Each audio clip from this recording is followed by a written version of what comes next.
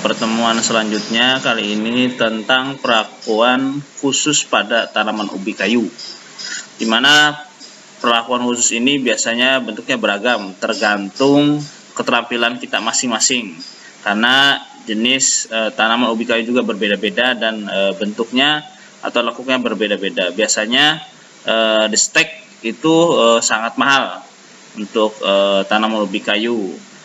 Gulma pada tanaman ubi kayu biasanya lebih banyak karena jarak tanam yang lebar sehingga kanopi penutup lebih lama.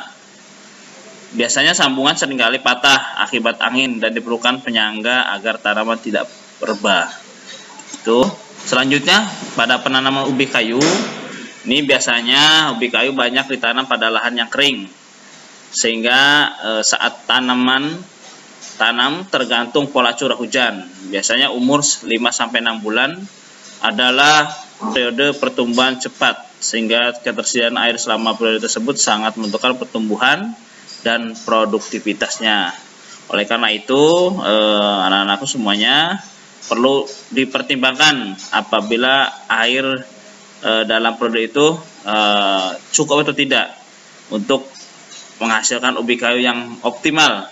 Bila curah hujan setidaknya 35 mm per 10 hari dan terdistribusi rata, ya tidak masalah selama masa pertumbuhan tanaman.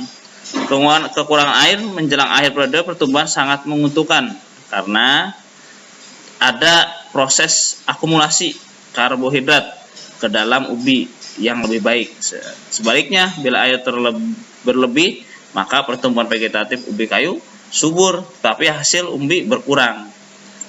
Nah, cara tanam ubi kayu ini ada menggunakan stek, ya. Posisinya tegak, kedalaman tanaman yang dianjurkan itu 5-15 cm. Tergantung kalau beban tanah.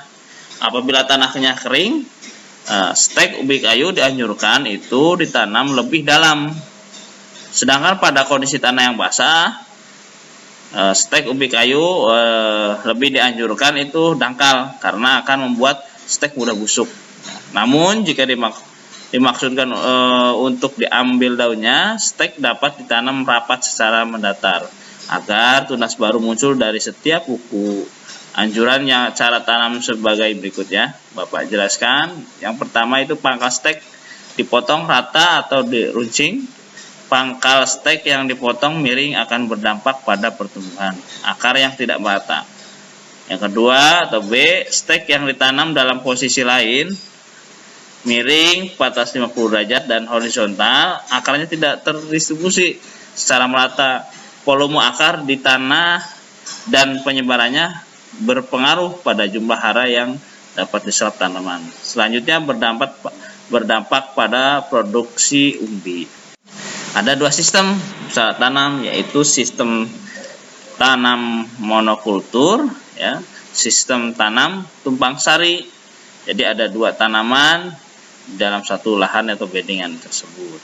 Kalau monokultur sendiri, ya. Terima kasih. Selamat menyimak dan merangkum. Wassalamualaikum warahmatullahi wabarakatuh.